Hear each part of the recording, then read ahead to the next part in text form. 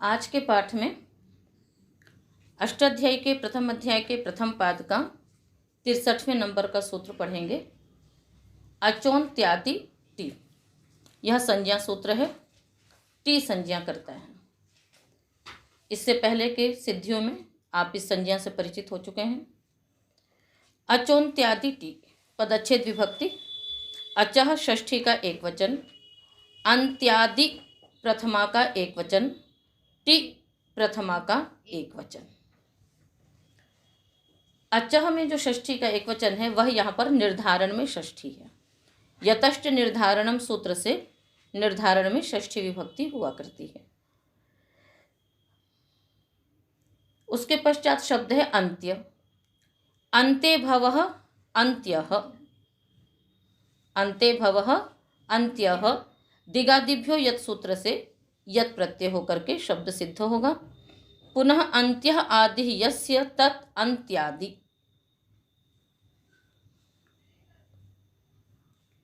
सूत्र का अर्थ करेंगे। अनुवृत्ति तो किसी की भी नहीं आ रही है।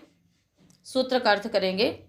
अचाम मध्ये यह अन्त्यः अच सह आदि यस्य समुदायस्य सह टी संज्ञको भवति।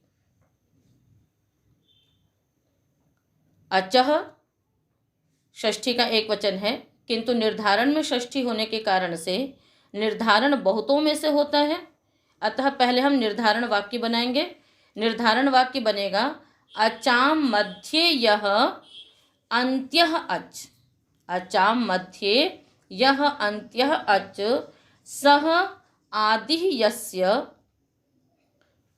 समुदायस्य सह टी संज्ञको भवति।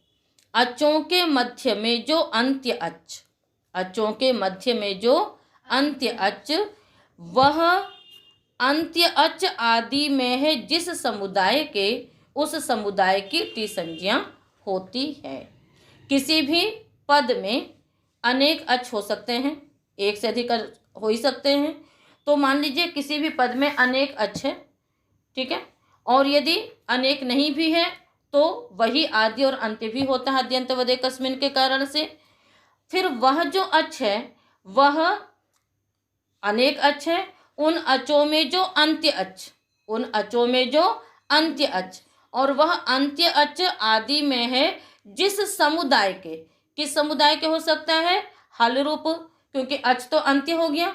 अब उस वह आदि में है जिस हल रूप समुदाय के, उस पूरे समुदाय की क्या हो जाएगी, टी संज्ञा होगी। बात समझ में आ गई। जैसे आप उदाहरण से समझिए इसको। उदाहरण है इसके अग्निचित सोमसुत पचेते पचेथे। अग्निचित शब्द है, इसमें कितने अच हैं, तीन। कौन कौन से, अ ई ई, तीन अच हैं। इन तीन अचों में अंत्य अच कौन सा है, ची का ई। अंत्य अच क्या है, ची के साथ जो ई है, और वह किसके आदि में है, च नहीं, किल्ता है ना। अंत्य अच हो गया ई और वह त के आदि में है, अतः उस पूरे समुदाय की टी संज्ञा होगी। यानी कितने की टी संज्ञा होगी, इत, ठीक है। इसी प्रकार सोमसुत में कितने की टी संज्ञा होगी, उत की। और ये भी हो सकता है कि वह किसी के आदि में ना हो, बस अंत्य अच है और उसके बाद कोई हल ना हो, तो भी उसकी टी संज्ञा होगी, अंत्य अच की हो जाएगी। यदि उसके बाद कोई हल समुदाय है तो उस हल समुदाय के साथ अंत्य अच की टी संज्ञा होगी। यदि अंत में अंतिम अच के बाद कोई हल नहीं भी है तो भी जो अंत्य अच है उसकी क्या होगी, टी संज्ञा हो जाएगी। और दूसरा उदाहरण है पचेते पचेथे। तो दो प्रकार के उदाहरण होते हैं। एक उदाहरण होता है कार्य उदाहरण, एक होता है रूप उदाहरण। इससे पहले भी हलोनंतरः संयोग में इस प्रकार के आए थे। तो अग्निचित सोमसुत के लाभ को समझाने के लिए उदाहरण बताए गए। इनमें कोई कार्य नहीं है टी संज्ञा करने का, किंतु पचेते पचेथे इसकी सिद्धियां आप पढ़ चुके हैं ईद उदेत द्विवचनम प्रगृह्यम में। तो इसमें आताम है, आताम का जो आम है, तो आम अंत्य अच्छा आ, वह म के आदि में है, अतः पूरे आम समुदाय की टी संज्ञा होती है। और टी संज्ञा का प्रयोजन क्या है? टिता आत्मने पदानाम टेरे से टी भाग को एत्व हो जाता है। तो इसकी सिद्धि आप इदुदेत द्विवचनम प्रगृह्यम में पढ़ चुके हैं। तो इन सिद्धियों को उस सूत्र में पुनः निकाल करके आप सब देख लेंगे। अगला सूत्र है अलोन्त्यात् पूर्व उपधा। अलह पंचमी का एक वचन, अंत्यात् पंचमी का एक वचन, पूर्वः प्रथमा का एक वचन, उपधा प्रथमा का एक वचन। इसे आप लोगों को लिखने की आवश्यकता महसूस हो रही है? पुनः फिर क्यों लिख रहे हैं आप? साथ साथ बोलिए। अलह पंचमी का एक वचन, अंत्यात् पंचमी का एक वचन, पूर्वः प्रथमा का एक वचन, उपधा प्रथमा का एक वचन। हाँ, सूत्र में ही सूत्रार्थ है, किसी की अनुवृत्ति नहीं आ रही है। और इस सूत्र का अर्थ आप पहले भी पढ़ चुके हैं। आप सब मिलकर के बोलिए सूत्र का अर्थ। अंत्यात् अलः पूर्वः उपधा संज्ञा भवति। पूर्वः उपधा संज्ञा भवति। हाँ, अंत्यात् अलः पूर्वः यह अल स उपधा संज्ञको भवति। अंत्यात् अलः, अंत्य शब्द की सिद्धि अभी पहले ही की आप सबने, अंत्य भवम अंत्यम। तो अंत्य अल से पूर्व जो अल, उसकी उपधा संज्ञा होती है। उदाहरण आप सब बताएंगे? हाँ, पाठकः, अतोपधाया से उपधा संज्ञा करके वृद्धि करते हैं।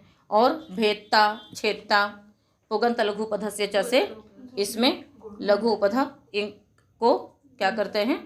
गुण करते हैं। तो भेदता छेदता की सिद्धियां भी आप अदेंग गुण की सिद्धियों में पढ़ चुके हैं। तो यहाँ पर क्या है? भिद।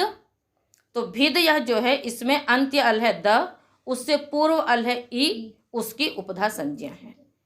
पाठक में क्या है? पठ णवुल, वु को अक करेंगे, पठ अक। यहाँ पर उपधा संज्ञा किसकी है? ठ से पूर्व जो प का आ है उसकी उपधा संज्ञा है। और उस अंग की उपधा आकार को अतोपधाया से वृद्धि हो जाती है। तो भेदता छेदता में उपधा संज्ञा करने का प्रयोजन पुगंत लघु पधस्य च से गुण करना है, और पाठकः में अतोपधाया से वृद्धि करनी है। और अभी द्विर्वचनेची में भी आपने कई सिद्धियां पढ़ी, जगमतुः, जक्षतुः इत्यादि, जिसमें आपने क्या किया था? उपधा का लोप किया था। इस प्रकार से अनेक प्रयोजन होते हैं। आपको सूत्रों के साथ कुछ उदाहरण स्वरूप ही एक दो प्रयोजन बताए जाते हैं। अगला सूत्र आ जाइए। तस्मिन्निति निर्दिष्टे पूर्वस्य। यह परिभाषा सूत्र है। दो सूत्र संज्ञा सूत्र थे मध्य में, उसके पश्चात यह परिभाषा सूत्र है। परिभाषा सूत्र किसे कहते हैं? निर्णय करने वाले को, वो निर्णय करता है। आइए सूत्र में। तस्मिन् सप्तमी का एक वचन, इति अव्ययपदम, निर्दिष्टे सप्तमी का एक वचन, पूर्वस्य षष्ठी का एक वचन। तस्मिन् इति, तस्मिन् नीति, बीच में एक नकार आप देख रहे हैं। ये कहाँ से आया? सूत्र है ngमो ह्रस्वादचि ngमुन नित्यम। इस सूत्र से यहाँ नुट आगम होता है। ngमो ह्रस्वादचि ngमुन नित्यम, इसका अर्थ है ह्रस्वात् उत्तरः यह ngम, तस्माद् उत्तरः यह अच,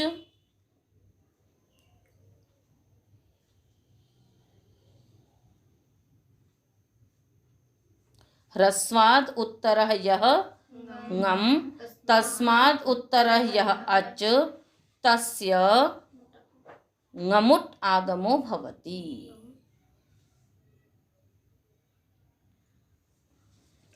ठीक है। ngम में कितने वर्ण आएंगे? ञ को छोड़ दीजिए, ञ को छोड़ दीजिए तो ङ न। तो ह्रस्व से उत्तर जो ngम, यानी ह्रस्व से उत्तर जो ङ न, उससे उत्तर जो अच होगा उसको ही यथासंख्य, यदि ङ है तो ङ से उत्तर ङुट आगम होगा, ण है तो णुट आगम होगा, न है तो नुट आगम होगा। यहाँ पर स्थिति है तस्मिन् इति। तस्मिन् में जो मी का ई है वो ह्रस्व है, उससे उत्तर न ngम है, उससे उत्तर इति का ई अच है, उसको नुट आगम हो जाएगा, तो दो न हो गए, तस्मिन नीति। इस प्रकार अष्टाध्यायी में एक सूत्र और है, तिंग अतिंगः तिंग अतिंगः। इस प्रकार से ये एक संधि सूत्र है, यहाँ पर इसको स्मरण रखिएगा, ठीक है। सूत्र का अर्थ करेंगे, तस्मिन इति, इति करणः किमर्थः। आज आप सबने याद रखा, अच्छी बात है। तो सूत्र का अर्थ करेंगे, तस्मिन इति, इति करण अर्थ निर्देश के लिए होता है, तो तस्मिन सप्तमी का है, अतः सूत्र का अर्थ हो जाएगा तस्मिन नीति, अर्थात सप्तम्या विभक्त्या निर्दिष्टे सति पूर्वस्यैव कार्यं भवति। सप्तम्या विभक्त्या निर्दिष्टे सति, सप्तम्या विभक्त्या निर्दिष्टे सति पूर्वस्यैव कार्यं भवति।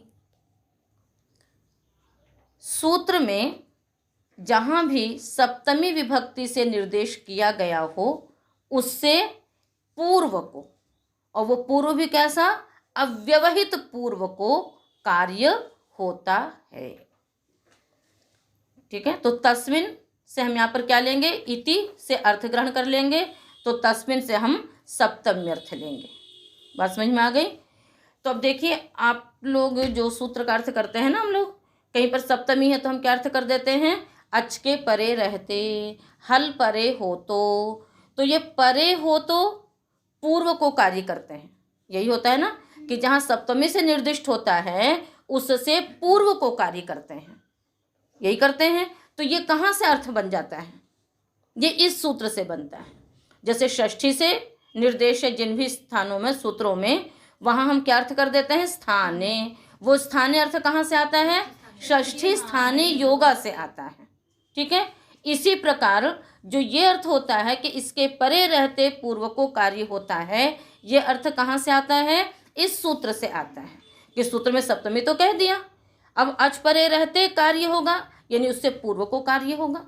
तो ये अर्थ जो निर्देश है वह कौन सूत्र करता है, ये परिभाषा सूत्र तस्मिन नीति निर्दिष्टे पूर्वस्य। उदाहरण है दध्युदकम, दध्युदकम मध्विदम पचत्योदनम।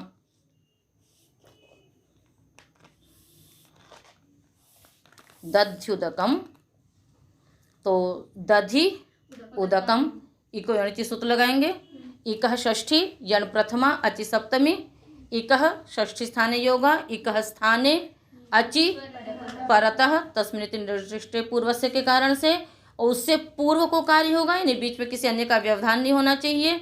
इस कारण से इक के स्थान पे ई, उसके स्थान पे जो उ अच परे है वहाँ पर क्या हो जाता है, ई के स्थान पे यणादेश हो जाता है। तो यह हो गया दध्युदकम। मधु इदम, उ के स्थान पे व मध्विदम। और एक उदाहरण बताया था पचति ओदनम, यहाँ भी यकारादेश हो गया तो पचत्योदनम। तो ये बात समझ में आ गई आप सबको। आगे से हमेशा याद रखना कि ये जो हम सूत्रों का अर्थ कर लेते हैं कि इसके परे रहते यह कार्य होता है, तो सूत्र ने नहीं कहा परे रहते, सूत्र ने कहा पूर्व को कार्य होगा, तो पूर्व को कार्य होगा यानी वह परे होना चाहिए। यदि पूर्व को कार्य करना है तो वो क्या होना चाहिए, परे होना चाहिए।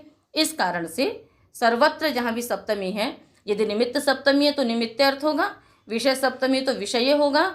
उसके अतिरिक्त जहाँ भी सप्तमी है वहाँ पर हम उसके परे रहते अव्यवहित पूर्व को ही कार्य करते हैं। यह इस सूत्र का प्रयोजन है। अगला सूत्र है तस्मादित्युत्तरस्य।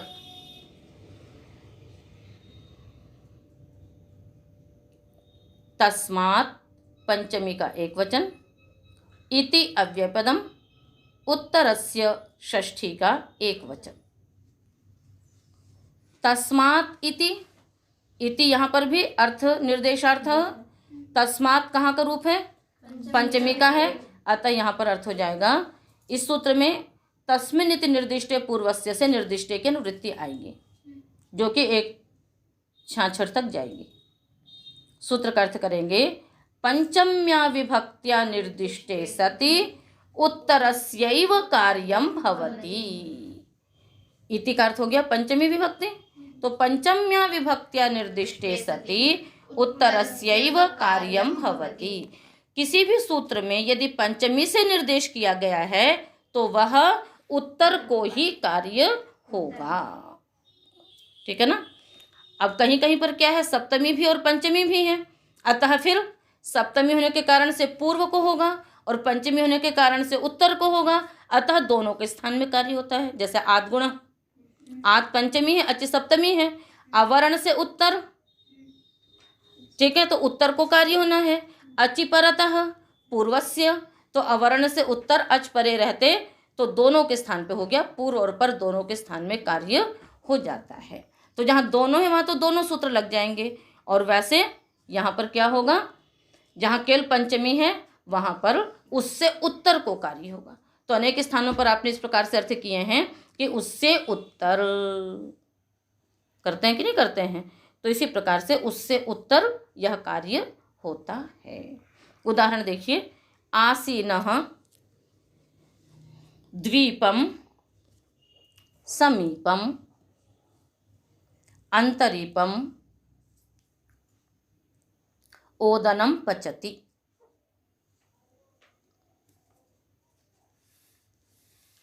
आसीनः, ये शानच का रूप है। आस उपवेशने धातु है। आस उपवेशने धातु आत्मनेपदी है। आस आपने धातु रखी, उसके पश्चात लट आएगा वर्तमान लट से, पुनः लटः क्षत्रि शानचाव प्रथमा समानाधिकरणे। इस सूत्र से यहाँ पर शानच आदेश आएगा, किंतु शानच से पहले आप सूत्र लगा लेंगे अनुदात्तंगित आत्मनेपदम। उससे क्या होगा, अनुदात्ते तथा अंगित धातुओं से आत्मनेपद होता है, अतः लट के स्थान पे जो क्षत्रि शानच है, जिनमें से क्षत्रि है परस्मै पद और शानच है आत्मनेपद, तो आत्मनेपद संज्ञक प्रत्यय लाना है उसके स्थान पे, तो शानच लाएंगे। आस आन, आस आगे शानच। आस धातु अदादिगण की है। शानच लट लकार कर्ता में आया है, अतः शानच भी करता है। शीत है, अतः तिंशित सार्वधातुकम से सार्वधातुक संज्ञा है इसकी। पुनः सूत्र लग गया कर्तरी शब्द, कर्तरी सार्वधातु के परतः शप प्रत्यय भवति, शप प्रत्यय हो गया। आस शप शानच अधिप्रभृतिभ्य शपः से शप का लुक हो जाएगा, तो आस आन, शानच का आन शेष बचा। इसके पश्चात एक सूत्र है ईदासः, ये शुद्धि से पहले आ चुकी है। किसमें, आधे परस्य, आधे परस्य में यही उदाहरण थे सारे। मैं आप लोगों का परीक्षण कर रही थी, ठीक है, किंतु ये अच्छी बात है कि आप सबको याद है। हाँ, आसीनः द्वीपम अंतरीपम समीपम, सिद्धियाँ आप पढ़ चुके हैं, ठीक है। तो इस प्रकार से फिर क्या हो जाएगा, ईदासा से ईकारादेश होगा। फिर ईकारादेश होगा तो वहाँ पर आपको बताया था कि दोनों सूत्रों की एक साथ वाक्यता हो जाती है। अब इस सूत्र ने क्या कहा कि पंचमी से निर्दिष्ट कार्य उत्तर को होगा, तो ईदासः में जो आसः है वो पंचमी है। आसः उत्तरस्य आने परतः ईकारादेशो भवति, किंतु आसः पंचमी से निर्दिष्ट है, अतः आन को कार्य होगा।